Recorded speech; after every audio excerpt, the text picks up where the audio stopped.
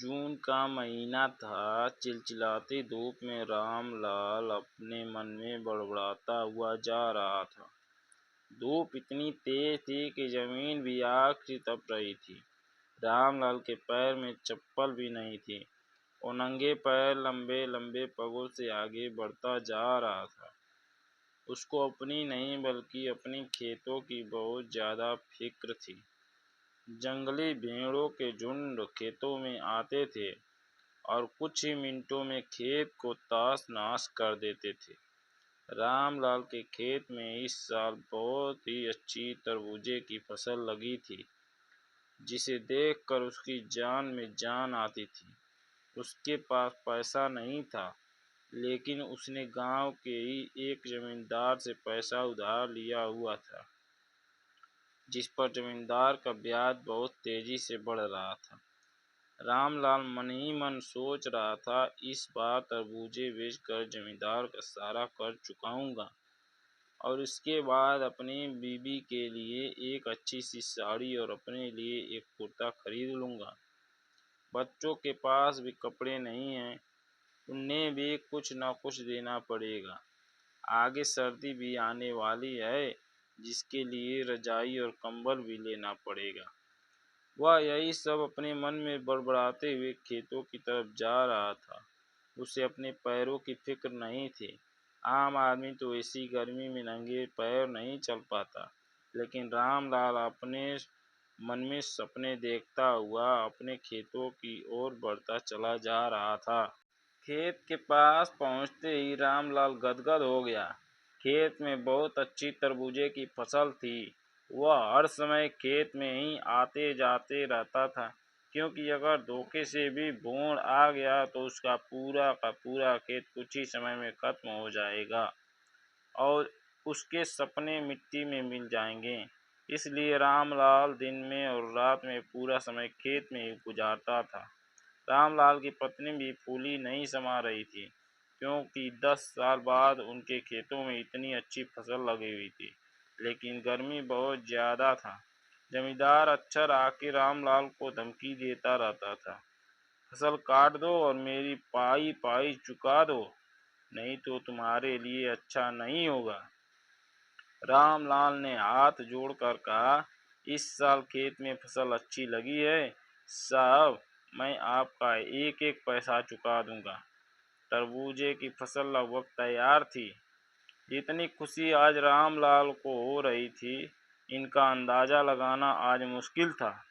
वह मन ही मन खुशी से झूम रहा था, लेकिन उसको पता था कि अगर जरा सी भी हमसे चूक हुई तो मेरा सब कुछ नष्ट हो जाएगा। रात में भी वह जरा सी आहट से भी उठ के बैठ जाता, अपने खेत में इधर उधर देखता और आकर फिर से सो जाता।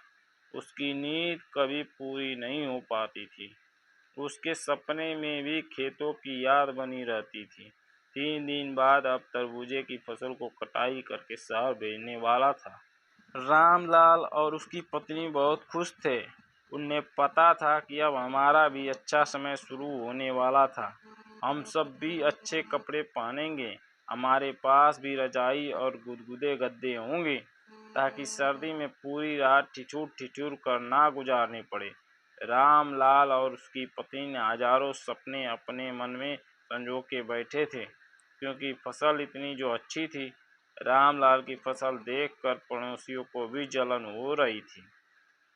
रामलाल ने अपने पूरे खून पसीना लगाकर फसल तैयार की थी। 4 बीघे की फसल गांव में किसी ने पहली बार की थी और इतनी अच्छी फसल शायद आस पास के गांव में कई साल बाद रामलाल ने की थी। खेत में तरबूजे चमक रहे थे।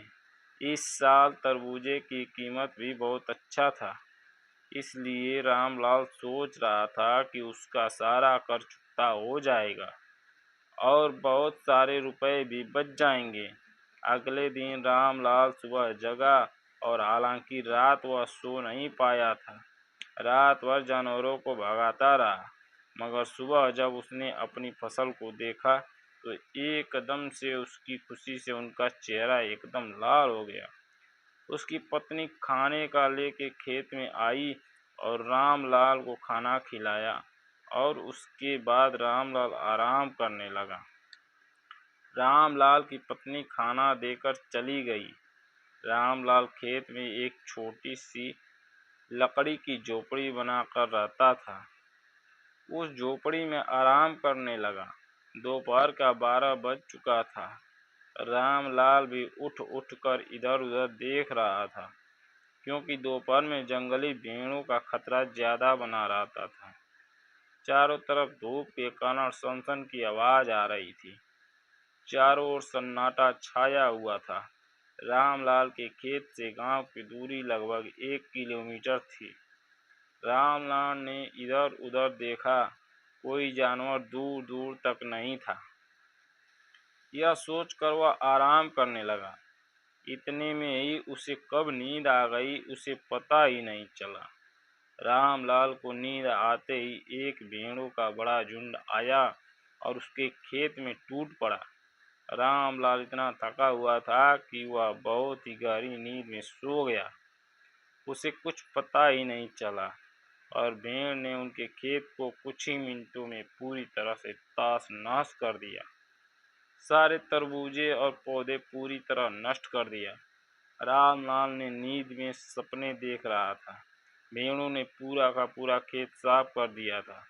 दोपहर को 3 बजे के आसपास जब रामलाल की पत्नी खेत में आई, तब खेत में उस समय सिर्फ 2 ही भेड़ घूम रहे थे। बाकी खेत पूरी तरह से साफ हो गया था। उसमें एक भी तरबूजा नहीं बचा था। रामलाल की पत्नी दौड़ती हुई गई जहां रामलाल सोया हुआ था। उसने रामलाल को जगाया और जब रामलाल उठकर अपने खेत की तरफ देखा तो उसका पूरा रंग ही उड़ गया। वह वहीं पर अपना माथा पटकने लगा। उसके सारे सपने बस थोड़ी ही देर में चकनाचूर हो गए। अब वह सोच रहा था, जमींदार का कर्ज कैसे चुकाऊंगा। रामलाल की पत्नी बेहोश होकर वहीं गिर गई। रामलाल को भी होश नहीं था। उनको भी भारी आघात लगा हुआ था। वह बहुत बड़ा आदमी बनने का सपना नहीं देख रहा था। वह सिर्फ अपना घर सुधारने के बारे में सोच रहा था। लेकिन अब उसके सारे सपने पूरी तरह से टूट गए थे। रामलाल और उसकी पत्नी की आंखें खेत को देखकर पथरासी हो गई थी। खेत में चर रहे 2 भेड़ भी अब जा रहे थे। शायद उनका भी पेट भर गया था। खेत में ऐसा कुछ भी नहीं बचा था कि उसे जानवर भी खा सकें। रामलाल ने आसमान की तरफ देखा और फिर वहीं गिरकर बेहोश हो गया।